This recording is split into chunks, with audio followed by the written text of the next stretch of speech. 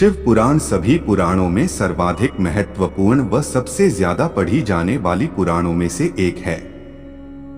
भगवान शिव के विविध रूपों, अवतारों, ज्योतिर्लिंगों, भक्तों और भक्ति का विशद वर्णन किया गया है। इसमें शिव के कल्याणकारी स्वरूप का तात्विक विवेचन, रहस्य, महिमा और उपासना का विस्तृत वर्णन है। कहा जाता है कि शिव पुराण की कथा हमें जीवन जीने की कला सिखाती है।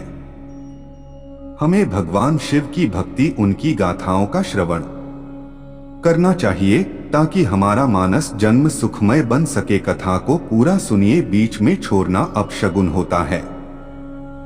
श्री शिव महापुराण अध्याय 8 महात्म्य समाप्ति के बाद से विधेश्वर संहिता प्रथम अध्याय प्रयाग में सुत जी से मुनियों का तुरंत पाप नाश करने वाले साधन के विषय में प्रश्न, जो आदि और अंत में और मध्य में भी नित्य मंगलमय है, जिनकी समानता अथवा तुलना कहीं भी नहीं है, जो आत्मा के स्वरूप को प्रकाशित करने वाले देवता परमात्मा है, जिनके 5 मुख है और जो खेल ही खेल में अनायास जगत की रचना, पालन और सहार तथा अनुग्रह एवं तिरोभाव रूप 5 प्रबल कर्म करते रहते हैं, उन सर्वश्रेष्ठ अजर अमर ईश्वर अंबिकापति भगवान शंकर का मैं मन ही मन चिंतन करता हूँ।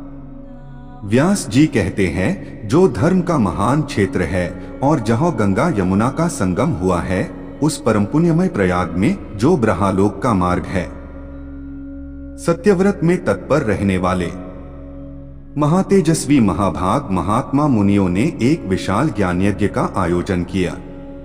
उस ज्ञान यज्ञ का समाचार सुनकर पौराणिक शिरोमणि व्यास शिष्य महामुनि सुत जी वहां मुनियों का दर्शन करने के लिए वहां आए।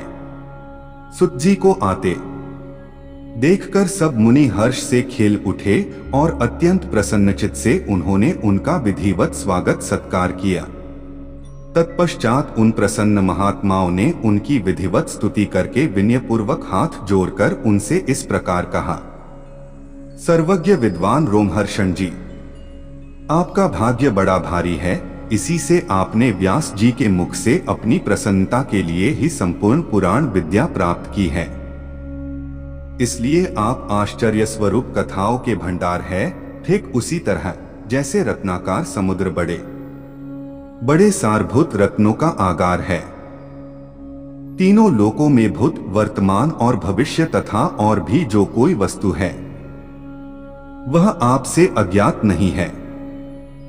आप हमारे सौभाग्य से इस यज्ञ का दर्शन करने के लिए यहाँ पधार गए हैं और इसी व्यास से हमारा कुछ कल्याण करने वाले हैं, क्योंकि आपका आगमन निरर्थक नहीं हो सकता। हमने पहले भी आपसे शुभाशुभ तत्व का वर्णन सुना है, किंतु उससे हमें तृप्ति नहीं होती, हमें उसे सुनने की बारंबार इच्छा होती है। उत्तम बुद्धि वाले सुत जी, इस समय हमें एक ही बात सुननी है। यदि आपका अनुग्रह हो तो गोपनीय होने पर भी आप उस विषय का वर्णन करें। घोर कलयुग आने पर मनुष्य पुण्य कर्म से दूर रहेंगे, दुराचार में फंस जाएंगे और सबके सब सत्य भाषण से मुंह फेर लेंगे, दूसरों की निंदा में तत्पर रहेंगे, पराये धन को हड़प लेने की इच्छा करेंगे। उनका मन पराई स्त्रियों में आसक्त रहेगा तथा वे दूसरे प्राणियों की हिंसा किया करेंगे, अपने शरीर को ही आत्मा समझेंगे।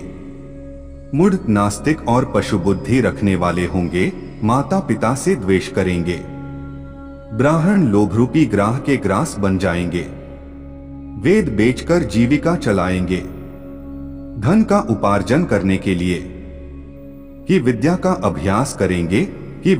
अभ्यास करेंगे और मद से मोहित रहेंगे, अपनी जाति के कर्म छोड़ देंगे, प्रायः दूसरों को ठगेंगे, तीनों काल की संध्योपासना से दूर रहेंगे और ब्रह्मज्ञान से शून्य रहेंगे। समस्त क्षत्रिय भी स्वधर्म का त्याग करने वाले होंगे, कुसंगी, पापी और व्यभिचारी होंगे, उनमें शौर्य का अभाव होगा, वे कुत्सित चौर्य कर्म से जीविका चलाएंगे, शूद्रों का सा बर्ताव करेंगे और उनका चित्त काम का किंकर बना रहेगा।